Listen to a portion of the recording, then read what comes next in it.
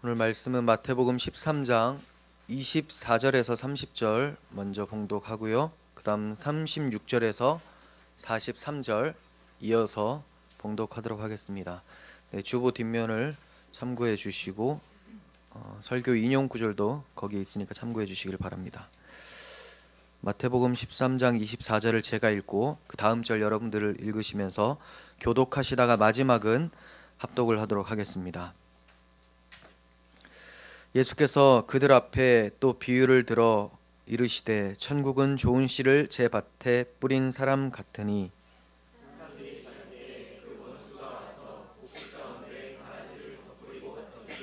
싹이 나고 결실할 때 가라지도 보이거늘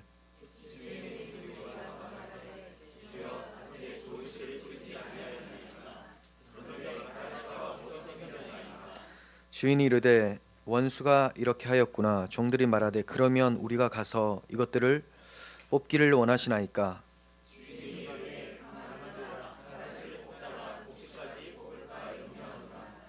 둘 다 추수 때까지 함께 자라게 두라. 추수 때에 내가 추수꾼들에게 말하기를 가라지는 먼저 거두어 불사르게 단으로 묶고 곡식은 모아 내 곡간에 넣으라 하리라.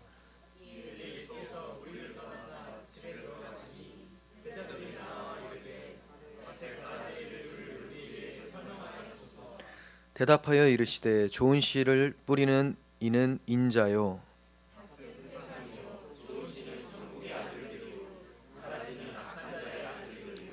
가라지를 뿌린 원수는 마귀요 추수 때는 세상 끝이요 추수꾼은 천사들이니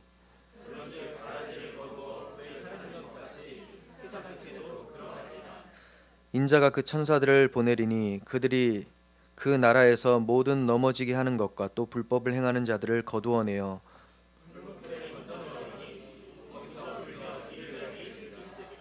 함께요. 그때의 의인들은 자기 아버지 나라에서 해와 같이 빛나리라.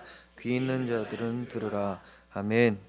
네, 오늘은 곡식과 가라지 비유라는 제목으로 말씀을 보도록 하겠습니다. 오늘 본문은 특별히 우리가 신앙생활을 하면서 또 교회에 있으면서 그리고 교회 밖에서도 그리스도인으로 살면서 우리들의 신앙을 좀 돌아보면서 경각심을 가지고 살아야 된다라는 것을 교훈해 주는 말씀입니다. 이 말씀이 우리 각자에게 가슴 깊이 찾아올 수 있었으면 좋겠습니다. 오늘 본문도 예수님의 비유로서 천국이 이 땅에서 어떠한 상태로 살아가게 되는지, 이루어져 가게 되는지를 말씀하신 내용이에요. 천국이 이 땅에서 어떤 식으로 자라가는지에 대해서 말씀하신 내용입니다. 먼저 우리는 천국에 대한 개념을 장소라는 개념보다는 통치 개념으로 이해하는 것이 이 비유를 이해하는 데 훨씬 더 도움이 됩니다.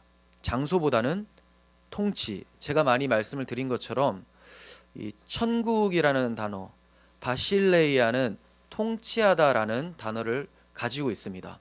그러니까 우리가 가서 어디에 들어가서 쉬게 될 어떤 공간만을 얘기를 하는 것이 아니라 통치, 주권의 영역이 더 강하다라는 거예요. 사실 천국, 하늘나라죠. 천국이라고 말하기보다는 하나님의 나라라고 표현하는 것이 그 성격을 더 잘 나타내주는 표현이에요. 그런데 오늘 왜 마태는 천국이라고 표현을 할까요? 왜 천국이라고 표현을 할까요? 여러분들이 마태복음의 성격을 잘 아셔야 되는데 마태복음은 1차 독자가 누구냐면 유대인들입니다. 이스라엘 사람들이죠. 이스라엘 사람들은 하나님이라는 단어를 사용하기를 꺼려했습니다. 혹시나 망령되게 일컬어서 죄가 될까봐. 그래서 하늘이라고 하면 하나님을 이들이 떠올리게 됐어요. 그래서 하늘의 나라라고 하면 하나님 나라구나라고 생각을 하게 된다는 거죠. 다른 복음서에서는 하나님 나라라고 표현이 되어 있지만 마태복음에서는 굳이 천국으로 표현하는 이유가 바로 이러한 것 때문입니다. 그러니까 우리가 천국이라고 읽지만 하나님 나라를 떠올리면서 읽는 것이 도움이 되겠죠. 지난 시간에 살펴보았던 씨 뿌리는 비유와 비슷한 배경이 오늘 가라지 비유인데요. 그런데 내용면에 있어서는 참 다릅니다. 밭이 나오고 뭐 씨가 나오고 이런 거는 비슷한데 그 내용이 차이가 있어요. 이 비유 또한 우리가 생각을 할 때 연극 무대라고 생각을 하면서 그 역할들을 생각해 보시면 도움이 될 것 같습니다. 연극에는 연출이 있죠. 이 연출자가 모든 것을 계획하고 진행을 합니다. 그리고 연출자는 그 끝이 어떻게 된다라는 것을 알고 있어요. 그래서 연극을 보면서 조마조마하지 않아요. 내가 진행된 대로, 내가 연출한 대로 잘 진행이 되고 있구나, 이렇게 생각을 하지 조마조마하고 불안해하지 않는다는 거죠. 저는 이 역사라는 것도 연극으로 적용시켰을 때 연출자는 하나님으로 적용시킬 수 있다고 생각이 됩니다. 연출자이신 하나님의 주권과 계획 가운데서 진행되는 역사, 그것이 바로 연극이라고 할 수 있죠. 역사 연극. 그러므로 극 중에서 다소 불편한 상황들이 나온다 할지라도 그 연출자가 그 내용을 정확하게 알고 연출을 했다면, 그 연출자가 아주 완벽하고 선한 연출자라면 우리는 그 연극을 보면서 두렵고 떨리지 않게 된다는 거예요. 반드시 가장 좋은 결말로 마칠 것을 믿기 때문에 이 비유 또한 그렇게 될 것을 믿으시면서 보시면 좋을 것 같습니다. 24절부터 보도록 하겠습니다. 예수께서 그들 앞에 또 비유를 들어 이르시되 천국은 좋은 씨를 제 밭에 뿌린 사람 같으니 사람들이 잘 때 그 원수가 와서 곡식 가운데 가라지를 덧뿌리고 갔더니 라고 합니다. 밭의 주인이 좋은 씨를 자기 밭에 뿌리고 나니까 후에 밭의 주인을 극도로 싫어하는 원수가 와서 곡식이 아닌 가라지를 덧뿌리고 갔다라고 해요. 가라지는요, 독보리라고 알려져 있습니다. 독보리. 거친 땅이나 밀밭에서 자라는데요, 초기에는 외형이 밀과 굉장히 비슷해요. 그래서 구별이 잘 안 된다고 합니다. 그런데 어느 정도 자라면 이제 식별이 가능할 정도가 된다고 해요. 이 독보리의 열매는 먹게 되면 심한 구토, 설사, 현기증 등이 일어나기 때문에 열매로 사용하지 않고, 먹는 대로 사용하지 않고 바로 추수 때가 되면 모아서 곳간에 버리고 불사른다고 합니다. 이러한 가라지를 원수가 뿌리고 갔으니까 밭의 주인이 마음이 어떻겠습니까? 완전 다 된 밥에 재 뿌린 거 아니겠습니까? 굉장히 화가 났을 것 같아요. 이렇게 되면 곡식과 가라지가 한 밭에서 이제 자라게 되는 거예요. 그러면 이 상황들은 무슨 의미를 담고 있는지 우리가 좀 살펴보기를 원하는데요. 이 연극의 등장인물과 배경을 주님께서 친히 잘 설명을 해주시는데 그게 37절부터 40절까지의 내용이에요. 자, 주님의 해석을 보시면 좋은 씨를 뿌리는 사람은 인자다, 인자, 사람의 아들. 그런데 하나님의 아들이 사람의 아들로 오셨다라는 것을 강조하기 때문에 이것은 예수님이 분명합니다. 좋은 씨를 뿌리는 자는 예수님. 그러면 밭은 누구 거예요? 예수님 거라는 거죠. 근데 밭은 세상이요 라고 합니다. 세상. 그러니까 세상은 예수님이 창조를 하셨기 때문에 예수님의 거다라고 말씀하고 있는 거고요. 좋은 씨는 천국의 아들들이다라고 합니다. 그러니까 이 세상에 천국 백성들을 예수님께서 심어 놓으셨다라는 것이 되죠. 또 가라지는 악한 자의 아들들이요 라고 해요. 그러니까 가라지는 예수님과 상관이 없는 사람들. 그러면 악한 자의 아들들이라고 했는데 악한 자는 누굽니까? 가라지를 뿌린 원수예요. 원수. 근데 이 원수는 누구라고 합니까? 마귀라고 합니다. 마귀. 그리고 추수 때는 세상 끝이라고 해요. 세상 끝, 종말을 얘기를 하죠. 추수꾼은 천사들이다. 천사들. 그런즉 가라지를 거두어 불에 사르는 것 같이 세상 끝에도 그러하리라. 네. 그러니까 가라지가 비록 곡식과 함께 자라고 있지만 추수 때가 되면 가라지는 불사르게 되고 곡식은 온전히 저장을 하게 된다라는 것을 얘기를 하는 겁니다. 이와 같이 현 세상에서도 하나님의 백성과 또 마귀에게 속해 있는 사람들이 함께 자라고 있지만 결국은 예수님이 다시 오셔서 심판하실 종말의 때에는 하나님의 백성들은 하나님 나라에, 그리고 그렇지 않은 사람들은 하나님의 심판을 받게 된다라는 것을 말씀을 하고 계시는 거죠. 하나님께서는 하나님의 나라를 이 세상에 세우려고 하세요. 원래 이 세상 자체가 하나님의 나라였는데 이 세상이 하나님께 반역을 하여서 하나님의 통치를 받지 않게 돼버렸죠. 나라는 통치 영역이라고 말씀을 드렸는데 통치를 받지 않게 돼버린 거예요. 그럼 하나님께서 여기서 가만히 넋놓고 계시는가? 그냥 불심판으로 다 없애고 다시 만드셔도 되지만 그렇게 하지 않으시고 이 타락한 세상 가운데, 하나님의 통치를 거부하는 세상 가운데에 하나님의 통치를 받는 사람들을 심어 놓으셨다는 겁니다. 그래서 하나님의 통치를 받는 사람들을 심어 놓으시고 마지막 종말의 때에 이 사람들만 딱 모아 놓으시면 이것이 뭐냐? 완성된 하나님 나라가 되는 거죠. 여기에는 다 하나님의 통치를 받아요. 하지만 이 세상이라는 곳은 하나님의 통치를 받는 사람도 있고 그렇지 않은 사람들도 섞여 있다라는 것을 말씀하는 겁니다. 자, 이 세상이라는 하나님의 것에, 하나님의 밭에 마귀가 가라지를 뿌리는 이유는 하나님의 나라가 이 땅에 도래하는 것을 극도로 싫어하기 때문입니다. 왜 그러냐면 창세기 3장 15절에서도 우리가 살펴봤듯이 여자의 후손이신 예수 그리스도께서 오셔서 뱀의 머리, 즉 마귀의 머리를 상하게 할 거다라고 말씀하셨는데 그 하나님 나라의 주인이신 여자의 후손 예수 그리스도가 이 땅에 오셔버린 거죠. 오셔서 자기 백성들을 만들어 가시는 이 모습을 마귀가 너무나 싫어합니다. 왜냐하면 이렇게 하나님의 나라가 이루어지잖아요. 자기 백성들이 생겨나게 되면 마귀는 어떻게 될까요?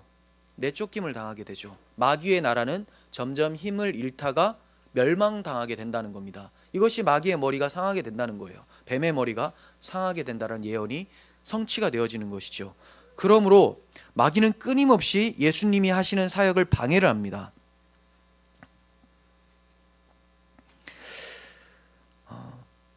그러면 제가 밭을 세상이라고 말씀을 드렸는데 하나님의 백성과 마귀의 백성이 함께 공존하는 세상을 말씀을 드린 건데 이것이 넓은 의미의 밭이라고 할 수가 있어요. 넓은 의미.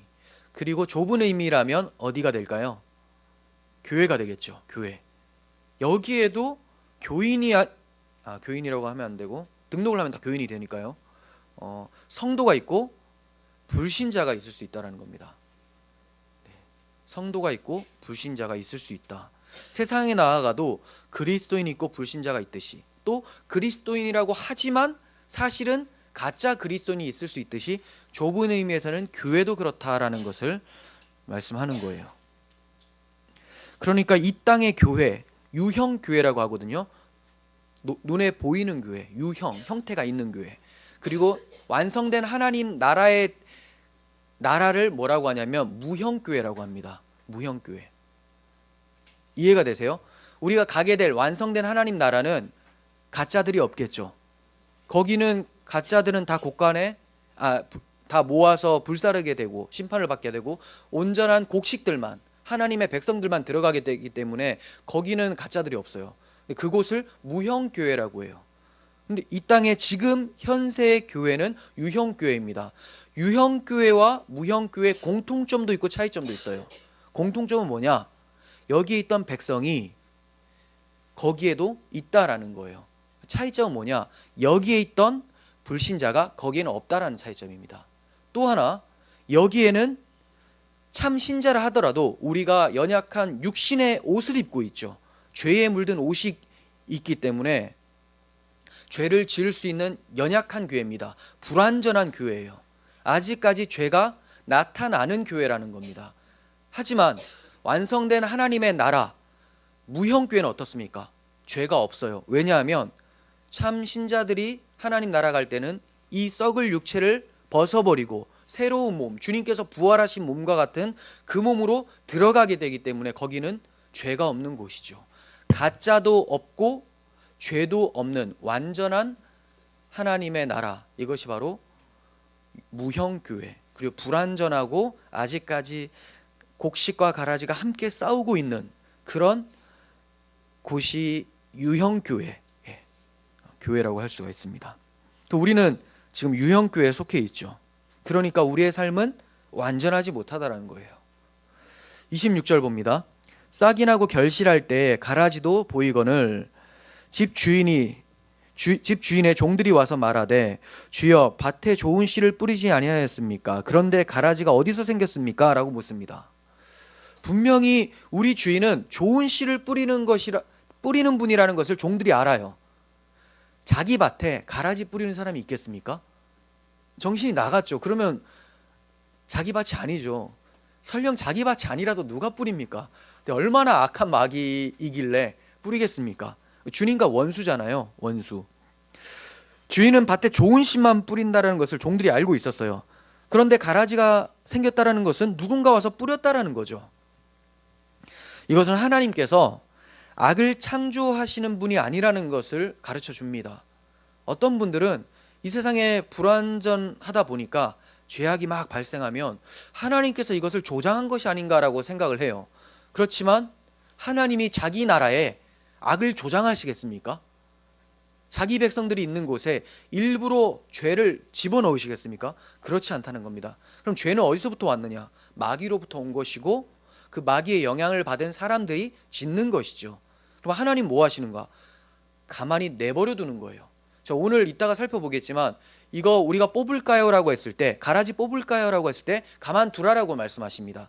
이와 같이 가라지의 모습들, 가라지의 열매, 독성이 강한 것들이 그 밭에도 일어난다는 거예요. 그렇다고 주인이 뿌렸다고 하지 않습니다. 주인은 밭을 사랑해요.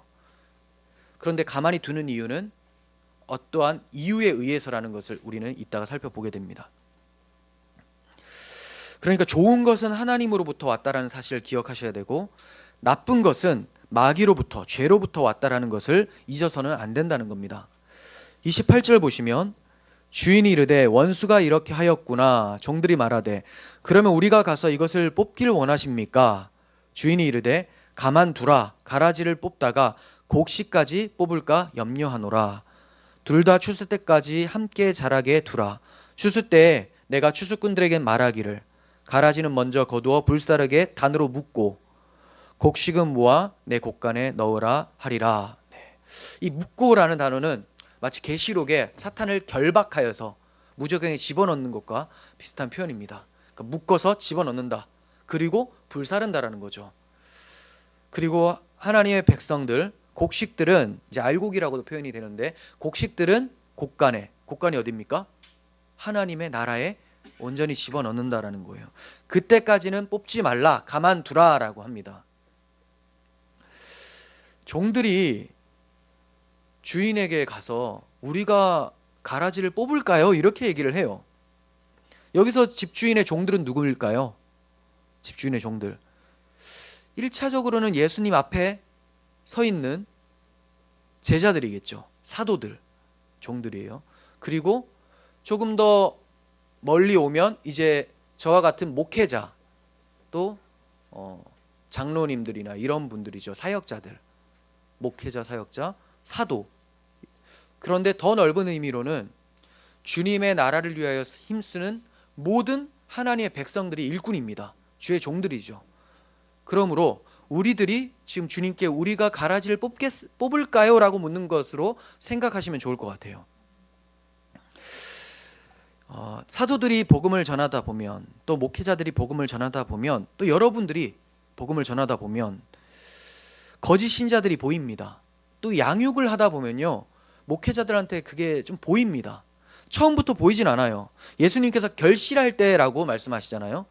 결실할 때가 되니까 종들이 와서 가라지가 보이거늘 이렇게 얘기해요. 그리고 우리가 뽑겠습니까? 라고 합니다. 이와 같이 목회를 처음 시작할 때는 누가 가라지인지 목회자도 몰라요. 시간이 좀 지나면 복음이라는 하나님의 좋은 씨로 뿌렸는데 열매를 맺지 못하고 있고 엉뚱한 악한 열매들이 막 나타나는 것을 보면 가라지의 모습과 비슷하다라는 것이 목회자에게 발견이 돼요. 여러분들도 전도하고 양육하다 보면 그런 모습이 나타날 수 있습니다. 그런데 그럴 때에 제가 이제 주님께 이런 거죠. 주님, 제가 저 사람 가라진 것 같은데 지옥 간다고 선포하고 그냥 내쫓을까요? 라고 묻는 거. 그럼 주님이 뭐라고 하십니까? 가만두라 라고 한다는 거예요.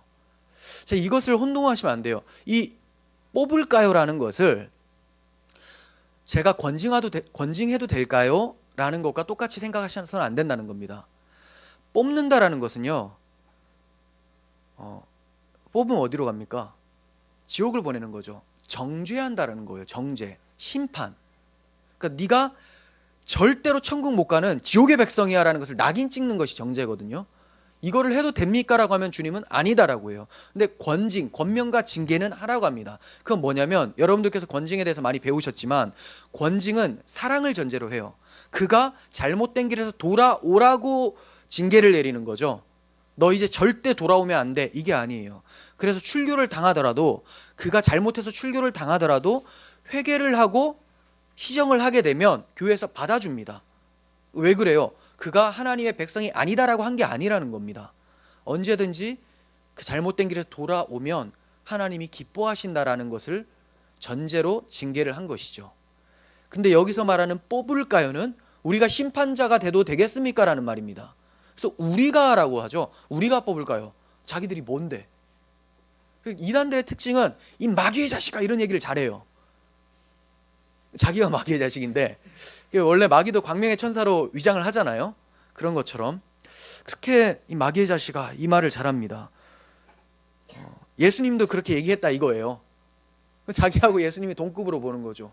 그 베드로가 주여 그렇게 하면 안 됩니다, 십자가에 지시면 안 됩니다 했더니 사탄아 내게서 물러가라 라고 한 것을 그대로 가지고 와서 그렇게 이제 정죄를 하는데, 예수님께서 베드로가 사탄이 아니라 그렇게 말하게 하는 그 사고 자체가 마귀가 종용한 것이다 라는 거예요.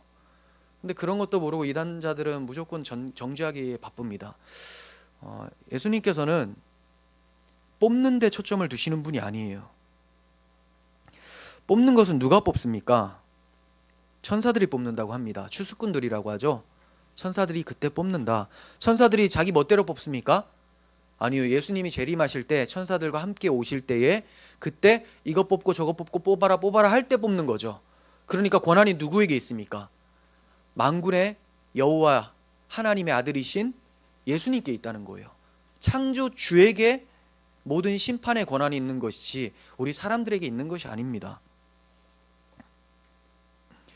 종들은 단지 곡식이 해를 입지 않도록, 곡식이 잘 자라도록 좋은 비료와 물을 주고 빛을 잘 받게끔 관리하는 일을 하는 것이 종이에요. 종이 마음대로 뽑으면 야 내 건데 네가 왜 뽑냐 할 수 있다는 거죠. 그럼 종들은 관리만 잘하면 돼요. 잘 자라나도록. 목회자들 그리고 사역자들은 뭘 잘하면 됩니까? 말씀을 잘 주면 되죠. 빛 대신 예수 그리스도의 말씀을 제대로 전하는 것, 그래서 잘 양육하게 두는 거죠. 그리고 여기서 이상한 모습이 나타나면 권면하고 징계를 할 수 있지만 내쫓지는 말라는 거예요. 낙인 찍지는 말라는 겁니다. 그건 누가 합니까? 하나님이 하신다라는 거예요. 각자의 사명이 있습니다. 우리의 사명은 심고 물 주고 자라게 하는 것이고요. 추수꾼들은 뽑는 것입니다. 그런데 예수님의 제자들도 이것을 망각하고 가라지를 뽑으려고 한 적이 있었어요. 누가복음 9장 53절을 봅니다. 누가복음 9장 53절에서 56절인데요. 예수께서 예루살렘을 향해 가시기 때문에 그들이 받아들이지 아니하는지라. 자, 이게 무슨 말이냐면 여기 이제 그 사마리아 사람들이 그러니까 이방인들하고 섞여 있는 사람들이죠. 그 사람들이 예수님이 예루살렘을 향해 가는 것을 보고 마음에 안 든 거예요. 그 왜 그러냐면 예수님도 유대인이잖아요. 왜 올라가시냐? 보통 유대인들이 왜 올라가냐면 명절 때 올라가요. 하나님께 유대 풍습으로 예배하려고 올라가는 거예요. 그런데 이러한 모습이 싫었던 겁니다. 물론 예수님은 그것 때문에 올라가는 거 아니에요. 예수님 십자가 지실 것을 염두하고 올라가시는 건데, 이들이 유대인이신 예수님이 올라가는 것을 보니까 유대인 자신들과 유대인은 원수거든요. 유대인이 싫으니까 이들이 예루살렘에 올라가는 것도 싫은 거예요. 그래서 예수님과 제자들이 오는 것을 싫어했습니다. 그랬더니 하는 말이 54절, 제자 야고보와 요한이, 아주 수제자들이죠, 이를 보고 이르되 주여 우리가 불을 명하여 하늘로부터 내려 저들을 멸하라 하기를 원하시나이까. 예수께서 돌아보며 꾸짖으시고 함께 다른 마을로 가시니라. 야고보와 요한이 자기가 뭔데, 우리가 불을 명하여, 뭘 명합니까? 무슨 권세로 명합니까? 그래서 이제 자기들도 조금 이게 좀 이상하지 않을까 해서 원하십니까? 라고 이제 묻는 것 같아요. 뒤에 우리가 내려서 하기를 원하십니까? 그거 자기가 드러나려고 하는 거고, 자기가 자기 마음에 잘 영접하지 않는, 자신들과 예수님을 영접하지 않는 모습이 아주 괘씸해 보이는 거예요. 빨리 저거 심판했으면 좋겠다. 예수님 능력 있잖아요. 빨리 멸해 버리십시오. 우리를 통해서 우리도 능력을 나타나게 하시고 저들을 멸해 주십시오. 그랬더니 예수님 뭐라고 하십니까? 꾸짖으셨다고 얘기를 합니다. 꾸짖으셨다. 그 고대 사본에는 이 55절 뒤에 뭐라고 나와 있냐면요, 너희는 무슨 정신으로 말하는지 모르는구나. 인자는 사람의 생명을 멸망시키러 온 것이 아니요 구원하러 왔노라 라는 말씀이 덧붙여져 있어요. 그것이 있는 사본도 있고 없는 사본도 있는데, 그럼 무슨 말입니까? 너희들 지금 제정신이냐? 내가 온 이유를 모르고 있느냐? 라는 거죠. 예수님이 멸망시키러 오신 겁니까? 죄인들을 구원하러 오신 분이잖아요. 예수님은 심판으로 오신 것이 아니에요. 지금은 심판의 때가 아니라는 겁니다. 지금은 은혜 받을 만한 때, 예수님의 구원의 날이다.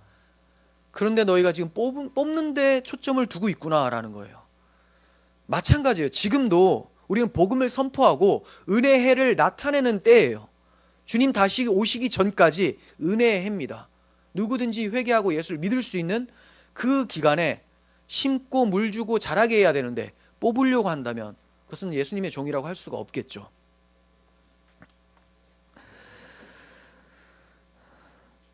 이 비유를 통해서 얻게 되는 교훈이 무엇인지 우리가 몇 가지로 정리를 해보고자 합니다. 첫 번째는, 만약 마귀가 참 성도들 가운데 가짜 신자들을 뿌리고 갔다면 우리가 신앙생활에 있어서 더욱 각별히 주의를 기울여야 된다는 것을 배우게 돼요. 출애굽 당시에도 이스라엘 백성들과 함께 섞여 사는 다른 무리들이 있었어요. 애굽에서 430년 동안 종살이 하다가 하나님이 자기 백성들을 끄집어냈는데, 구원해냈는데, 여기에 이스라엘 백성 아닌 자들도 따라 나왔다는 겁니다. 이들은 하나님을 전적으로 의지하지 않는 다른 사람들이에요. 그런데 이스라엘 백성들이 광야에서 40년 동안 살면서 하나님께 엄청난 원망과 불평을 많이 하죠. 왜 그러냐? 이런 섞여 사는 무리들이 선동을 하게 됩니다. 그러면 하나님의 백성들도 거기에 귀를 기울이게 되고, 그렇구나, 정말 하나님이 우리를 돌보시지 않는 것 같다. 아니, 물도 없네, 먹을 거 하나도 없네, 이러려면 왜 우리를 인도해냈는가? 다시 애굽으로 가서 부추 파만을 고기 가마 곁에서 그거 먹고 싶다, 이런 소리를 하게 되는 거죠. 애굽으로 돌아가자. 누가 얘기하느냐? 섞여 사는 무리가 선동을 했고 이스라엘 백성들이 따라가게 된다는 겁니다. 이와 같이 오늘날에도 섞여 사는 무리는 세상 가운데도 있고요, 교회 가운데도 있다는 겁니다. 이스라엘 백성들이 광야에서 그렇게 40년 동안 돌다가, 섞여 사는 무리하고 함께 돌다가 1세대가 다 멸망당하고 2세대가 약속의 땅에 들어가게 되죠. 들어가서는 좀 나았을까요? 들어가서도 섞여 사는 무리들이 있었어요. 하나님께서는 너희가 들어갈 때 거기에 먼저 거주하고 있었던 가나안 족속들을 반드시 쫓아내라라고 말씀하셨는데, 이들이 어느 정도 쫓아내다가 가만히 둡니다. 왜 그럴까요? 노동력이잖아요. 얼마나 많은 도움을 주겠습니까? 세속적으로 보고 하나님의 말씀을 듣지 않고 어느 정도 둔 상태로 살다 보니까 그들의 가나안의 규례와 풍습에 물들어서 또다시 우상숭배를 하게 되는 것이죠. 문제는 섞여 사는 무리라는 거예요. 그래서 하나님의 진노의 회초리로 인하여서 결국은 이 약속의 땅 가나안에서 쫓겨나게 돼서 어디로 가죠? 바벨론으로, 포로까지 가게 됩니다. 그리고 거기서도 또 섞여 살죠. 바벨론 사람들과 신자들, 그 신자들 중에서 가짜 신자들이 있어요. 그럼 참 신자들을 뭐라고 하는가? 남은 자들이라고 합니다. 쫓겨난 그곳에서 바벨론의 문화에 동화되지 않고 다니엘과 같이, 다니엘의 세 친구와 같이 풀무불에 던져지고 사자굴에 던져지더라도 하나님의 약속을 믿고 기도했었던 그 사람들은 다시 약속의 땅으로 70년 후에 돌아오게 되죠. 이와 같이 하나님의 백성의 역사는 가짜들과 진짜들이 함께 자라는 삶이었어요.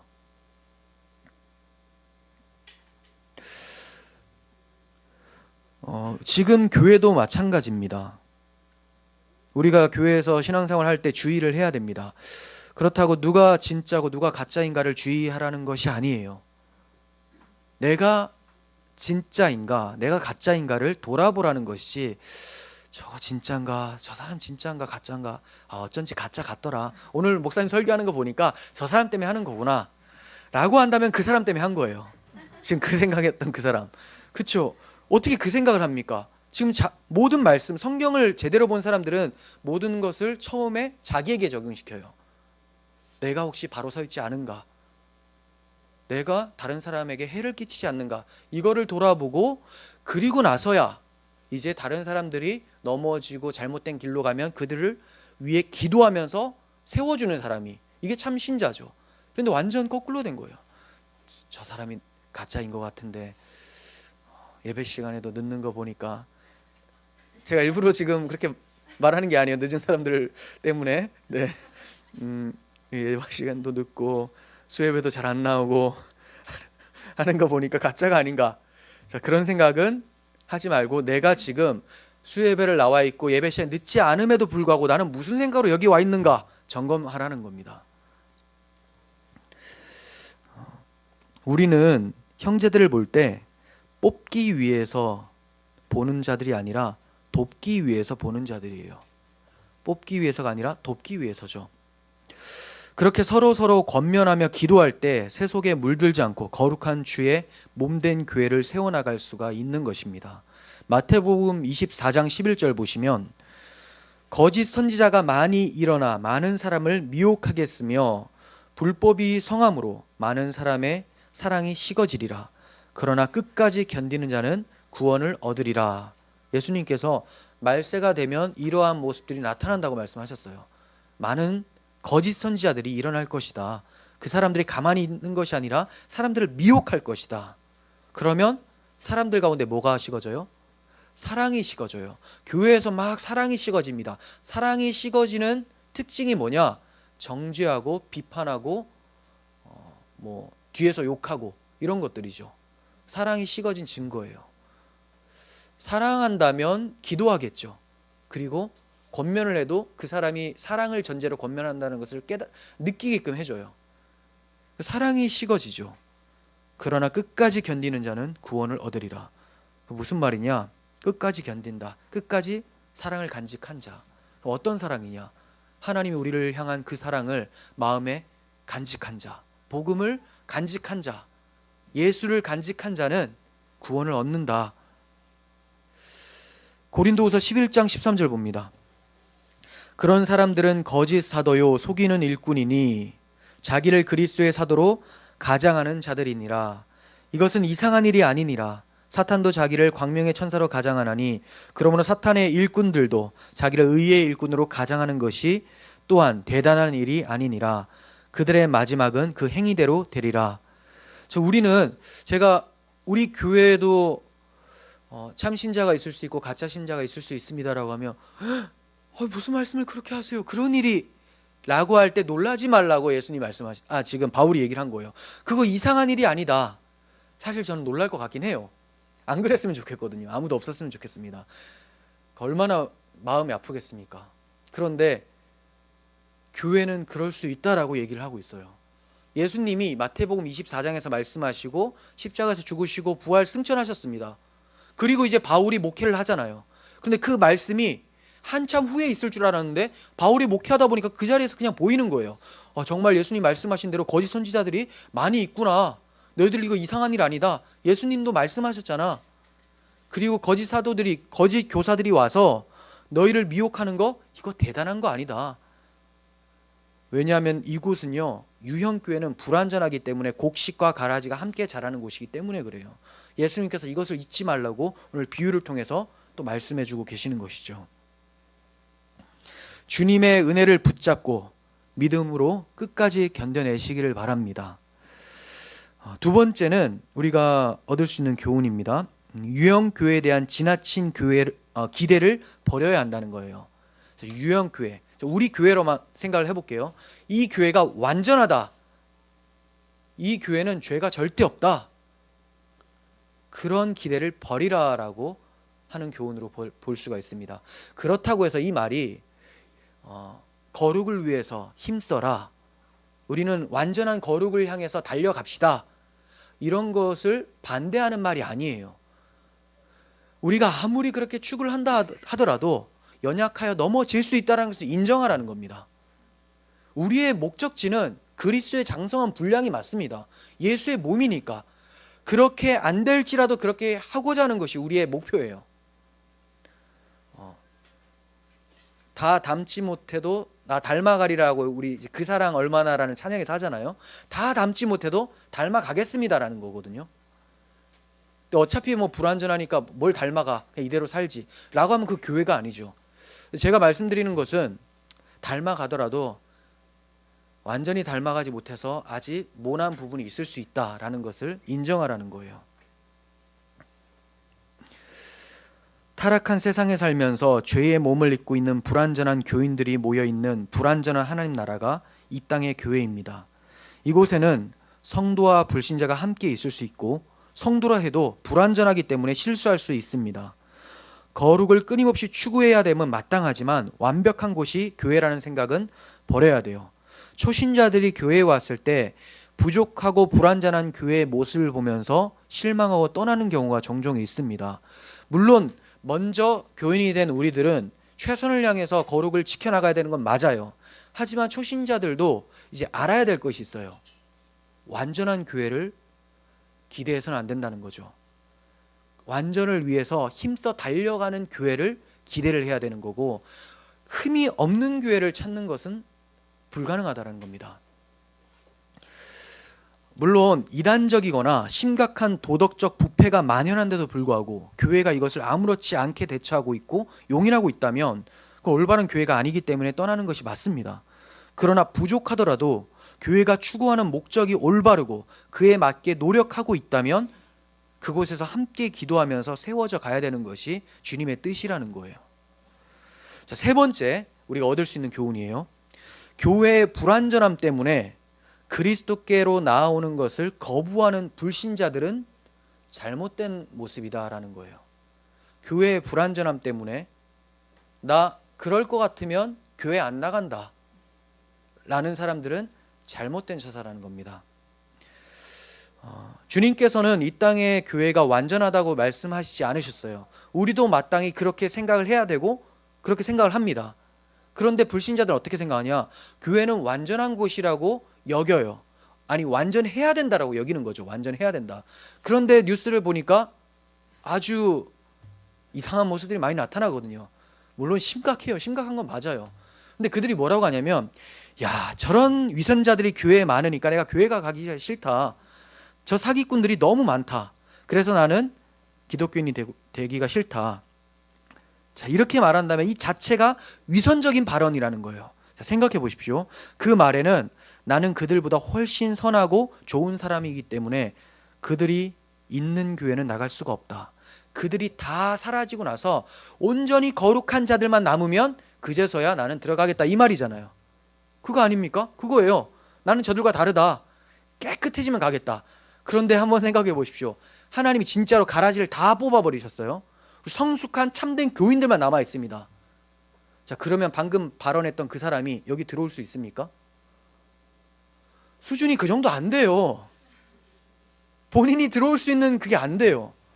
예수님이 완벽한 사람들을 구원하러 오신 것이 아니라 죄인들을 구원하러 오셨기 때문에 저와 같은 사람들도 목사가 되는 거고, 여러분들이 여기 앉아서 성도라고 부름을 받을 수가 있는 것이죠.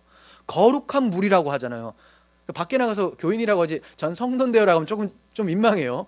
왜냐하면 그 사람들은 뭐야, 스스로 거룩하대. 그러니까 이제 그냥 교인인데요 하면서 이제 성도라고 할 때는 잘 설명해 주셔야 되는 거죠. 우리 부족해요. 하지만 하나님의 은혜가, 십자가의 공로가 우리를 용납해 주신다라는 겁니다. 그런데 아까 그런 발언했던 불신자들은 어떤 사고를 가지고 있습니까? 나의 의는 다른 사람들과 견주어 보니까 월등하다. 자, 그래서 이 사람들이 다 빠지고 나면 내가 그 교회에 들어갈 수 있을 것 같다. 자, 그럼 그런 자기 의를 가지고 나온 사람들이 교회에 딱 왔어요. 그러면 예수님이 야, 내가 봐도 넌 참 의롭다라고 할까요?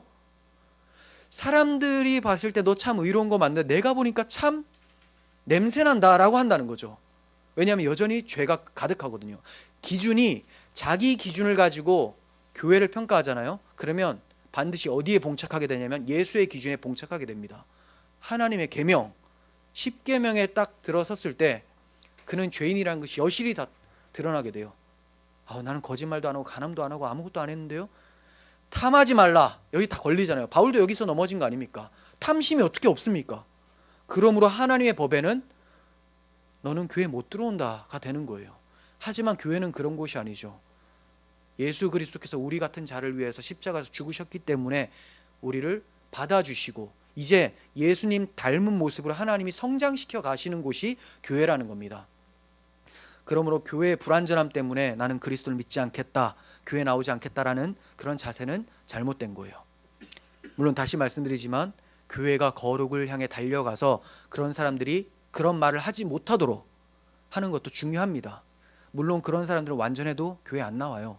그런 사람 완전해도 교회가 완전해도 나오진 않아요. 나오기 싫어서 하는 말이긴 해요. 하지만 우리는 교회 거룩을 위해서 끊임없이 달려가야 되는 것은 맞는 말씀입니다. 41절에서 43절을 봅니다. 인자가 그 천사들을 보내리니 그들이 그 나라에서 모든 넘어지게 하는 것과 또 불법을 행하는 자들을 거두어내어 풀무불에 던져 넣으리니 거기서 울며 이를 갈게 되리라. 그때 의인들은 자기 아버지 나라에서 해와 같이 빛나리라. 귀 있는 자는 들으라. 자, 여기는 두 부류가 나오죠. 모든 넘어지게 하는 것과, 그러니까 거짓 교사들을 의미하겠죠. 사탄의 추종자들, 잘못된 복음, 가짜 복음을 전파하는 자들, 그리고 불법을 행하는 자들, 다 거짓 교사와 그들의 추종자 모두를 얘기를 합니다. 자, 이들을 가라지라고 하죠. 가라지들은 풀무불에 던져 넣으리니 거기서 울며 이를 갈게 되리라. 지옥의 심판을 받게 된다는 것을 말씀하시고, 그때 의인들은 이라고 해요. 의인들은 누굽니까? 밭에 있는 곡식들이에요. 비록 부족하지만 정말로 완벽해서 의인이 아니라 예수 그리스도만이 참된 의인이신데 그분을 믿기 때문에 하나님이 의롭다 하신 그 의인들, 이들은 자기 아버지의 나라에서, 왜 아버지의 나라입니까? 예수님 안에 쏙 들어가 있거든요. 예수님이 하나님의 아들이니까 아버지의 나라가 되는 거죠. 거기서 해와 같이 빛날 것이다라고 말씀합니다. 두 부류가 섞여 살게 되면 싸우게 되죠. 싸우게 되면서 힘든 신앙의 여정을 하는 것이 바로 신자들의 모습이에요. 이 싸움은 추수 때까지 계속됩니다. 그러나 추수 때가 이르면 풀무불에 던져지는 자와 자기 아버지의 나라에서 해같이 빛날 자가 나뉘어지게 된다고 합니다. 비록 이 땅에서는 하나님의 백성들이 하나님만 섬기다가 풀무불이나 사자굴에 던져질 수 있습니다. 그러나 추수 때에 그렇게 죽은 하나님의 모든 백성들은 다니엘서에 기록된 대로 지혜 있는 자는 궁창의 빛과 같이 빛날 것이요 많은 사람을 옳은 대로 돌아오게 한 자는 별과 같이 영원토록 빛나리라 하신 말씀이 이루어진다는 거예요. 지금은 우리가 풀무불과 같아요. 사도 바울은 우리가 만물의 찌꺼기처럼 된 것 같다 이렇게 얘기를 해요. 죽은 죄의 부활이 없다면 우리가 세상에서 가장 비참한 자다 이렇게 얘기를 합니다. 하지만 부활이 있고 우리는 그 부활 때문에 소망을 가지고 있다. 그러므로 지금 풀무불을 통과하나 우리는 나중에 해와 같이 빛날 것이다 라는 것을 바울은 알고 있었어요. 그래서 그는 자신이 표대를 향해 달려가면서 영광의 면류관이 주어질 것을 알고 내가 열심히 달려왔으니 너희들도 함께 끝까지 완주해라 라고 격려하고 있습니다. 여러분, 지금 우리의 모습이 영원히 간다고 생각하지 마십시오. 이 환경은 아버지의 나라에서 다 사라지게 됩니다. 계시록에서는 아픈 데나 눈물이나 통곡, 곡하는 것이나 애곡하는 것이 다시 있지 아니하리니 처음 것이 다 지나갔음이라 라고 말씀하고 있어요. 우리가 갈 나라는 밤이 없는 나라입니다. 해도 없습니다. 왜냐하면 하나님과 그 어린 양이 해와 같이 빛을 비추고 계시기 때문에 그래요. 그러므로 우리는 그분과 함께 빛 가운데서 살게 되는 것이 우리의 결과입니다. 여러분, 우리의 인생은 곡식과 가라지가 함께 자라면서 추수의 때를 기다리는 기간이에요. 이 기간을 어떻게 보내시겠습니까? 깨어 있으시기를 바랍니다. 데살로니가전서 5장 3절 보시면 그들이 평안하다 안전하다 할 그때에 임신한 여자에게 해산의 고통이 이름과 같이 멸망이 갑자기 그들에게 이르니니 결코 피하지 못하리라. 형제들아 너희는 어둠에 있지 아니하매 그 날이 도둑같이 너희에게 임하지 못하리니 너희는 다 빛의 아들이요 낮의 아들이라. 우리가 밤이나 어둠에 속하지 아니하나니 그러므로 우리는 다른 이들과 같이 자지 말고 오직 깨어 정신을 차릴지니라. 그러므로 피차 건면하고 서로 덕을 세우기를 너희가 하는 것 같이 하라. 네, 깨어 있어야 됩니다. 자는 자같이 잔다. 멍하게 신앙생활을 해서는 안 된다는 겁니다. 끊임없이 우리를 구원하신 하나님의 사랑을 기억을 하시고 우리를 세워가신 하나님의 섭리, 하나님의 주권을 인정하시고 서로 권면하면서 덕을 세워가는 것, 이것이 바로 깨어서 정신을 차리는 것입니다. 이런 자들은 밤에 도둑이 찾아와서 집을 다 털어가는 것처럼 그런 봉변을 당하지 않는다는 겁니다. 오히려 임신한 자가 해산의 고통이 이름과 같이, 자기가 뭡니까? 도둑은 언제 올지 몰라요. 도둑을 기다리는 사람 없죠. 이게 자는 거예요. 그렇게 자다가 도둑이 들어오는 겁니다. 하지만 깨어있는 자는 해산의 고통이 언제 찾아올지는 정확하게 알지 못하지만 반드시 온다는 걸 알기 때문에 기다리는 사람들이에요. 우리는 주님을 그렇게 맞이하는 사람들이지 도둑처럼 맞이하는 사람들이 아니라는 것을 말씀합니다. 그러기 위해서 우리는 믿음에 있어서 깨어 있어야 되고 서로 권면하시고 덕을 세우시길 바랍니다. 베드로후서 1장 10절도 봅니다. 그러므로 형제들아 더욱 힘써 너희 부르심과 택하심을 굳게 하라. 너희가 이것을 행한즉 언제든지 실족하지 아니하리라. 베드로후서 1장을 보시면 베드로 사도가 강조하는 표현이 있어요. 그리스도를 알기를 원한다. 알기를 원한다라는 표현을 3번이나 씁니다. 그리고 그와 비슷한 표현은 더 많습니다. 알기를 원한다. 그리스도를 아는 것이 부르심과 택하심을 굳게 하는 겁니다.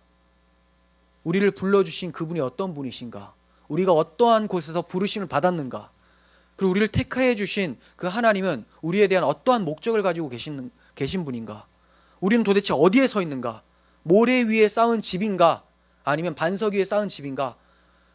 주님을 알게 되면 우리의 부르심과 택하심이 굳게 될 수가 있습니다. 그러므로 끊임없이 복음을 더욱더 알길 원하고 하나님께서 여러분들을 위해 자기 아들을 내어주신 그 사랑을 가슴 깊이 담아내시기를 바랍니다. 하나님께서 자기 곡식들을 추수할 때까지 보호하시고 인도하셔서 마침내 궁창의 빛과 같이 빛나게 하실 줄을 믿습니다. 그 은혜를 바라고 영광 중에 즐거워하는 우리들이 되었으면 좋겠습니다. 기도하겠습니다. 하나님 아버지, 저희가 비록 이 땅에서 보잘것없이 보이고 또 저희는 사실 죄인이지만 하나님의 은혜로 구원을 받아 하나님의 교회에 속한 자들입니다. 많은 어려움들도 있고 환경이 저희들 마음에 들지 않는 것도 있습니다.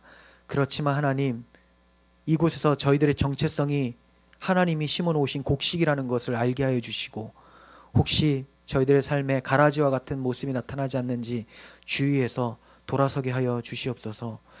하나님, 혹시 저희들의 주변에 잘못 행하고 있는 사람들이 있다면 피차 권면하며 복음으로서 덕을 세우는 저희들이 되길 원합니다.